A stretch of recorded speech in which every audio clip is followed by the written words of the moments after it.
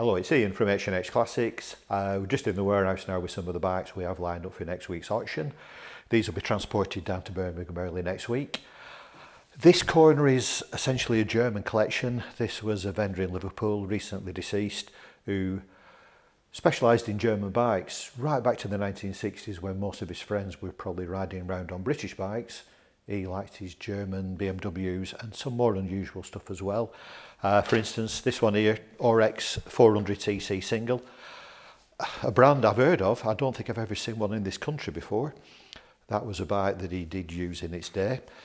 Been stood for a while now, so wants some recommissioning, exhaust systems, things like that will probably want replacing. But essentially that's all there, and you'd end up with a very rare, unusual bike in the UK. Another one of his collection was the BMW R50. Classic BMW layout, flat twin, shaft drive. Late 50s, about 1958 I think. Earl's tight front forks, back suspension on, so it was an early BMW with suspension all round. He bought this bike when it was 2 years old in 1960, so only I think the second owner. He used it quite a lot for trips around Europe. His family have told us the interesting story that he once went to Germany on holiday. The bike was stolen from outside of his hotel. He had to come home by train and plane.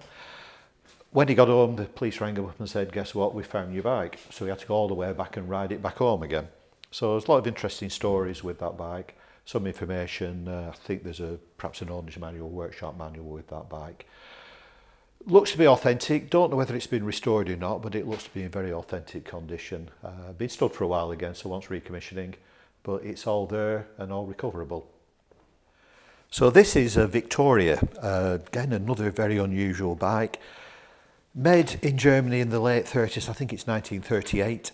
Came to this country in the 70s, so it actually has got an N plate on the registration number there, but it is a late 30s bike. Two-stroke single. Again, another brand that a lot of people will have heard of, but probably not seen in this country. Looks to be all there. I think this thing has been restored at some point in its life. There's talk of the vendor taking it on vintage runs and rallies in the 70s and 80s. Again, from what his family said, he always rode his bikes. He was very dismissive of people who arrived with a bike on a trailer. If you had a bike, he wanted to ride it. Once recovering again, looks like a lot of his bikes were perhaps oiled up before they were put into storage. So a very good clean and a good recommissioning would put that thing back on the road.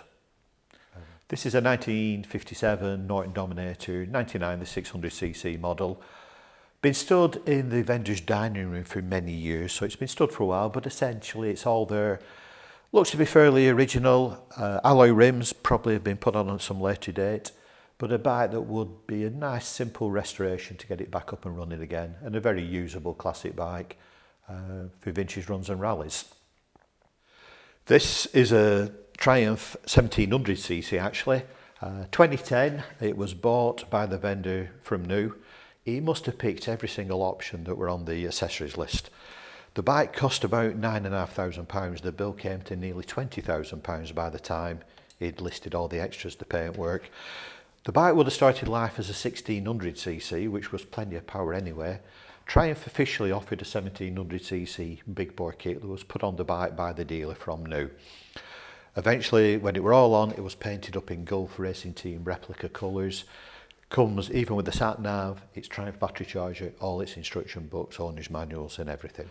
So if you look at the bike carefully, there's chrome embellishments all over on the brake calipers, the fork leg covers, running footboards, hydraulic disc brake, master cylinder covers are all chrome, official panniers, backrest, official screen. The list of extras, I think it amounts to over 50 items that were put on the bike when it was got together new. Right, couple of bikes here from Finland, an enthusiast in Finland who specialises in restoring and customising essentially Japanese bikes. Classic Honda CBX 6-cylinder, the early version with the twin shocks. Nice standard condition, aftermarket 6x2 exhaust system, but apart from that, nice and standard and original. Very collectible these now. Obviously in the day, well still now, there's been very few 6-cylinder motorbikes ever made.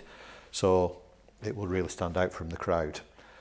Next to it, we have another bike from the same vendor. Now this is an Honda CB 1300 X4 model, it was known as.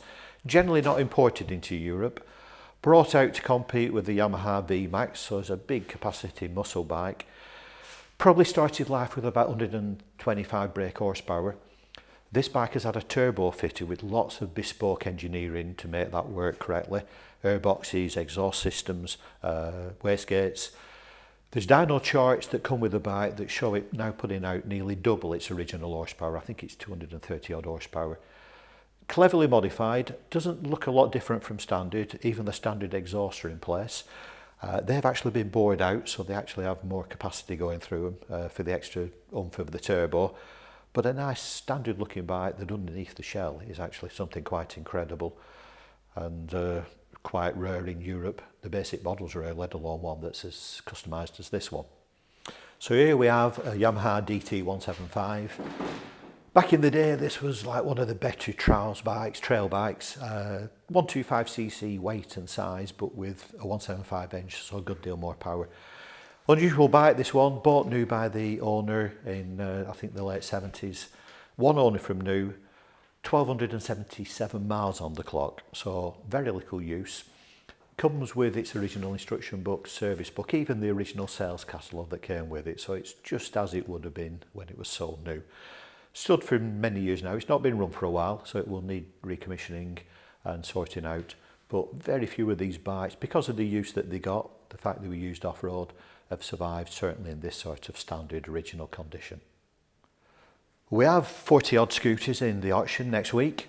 They start at about 11 o'clock, the scooters. They start before the motorbikes. This is a Lambretta GP200 electronic. Not many of these about. It was towards probably the end of the time when Lambretta was selling in big numbers in this country, so the electronic versions are quite rare. Nice original condition, not much has been messed about with this bike. One of the bikes you would keep it in this standard authentic condition. The auction is next Wednesday the 12th of July at the National Motorcycle Museum in Birmingham. Doors open at 9 o'clock for viewing. The scooter section starts at 11 o'clock. The motorcycle section at 1 o'clock. You can attend the auction and bid in person, of course. You can also book a telephone bid online, or put in a commission bid before the auction. More information is available at www.h&h.co.uk.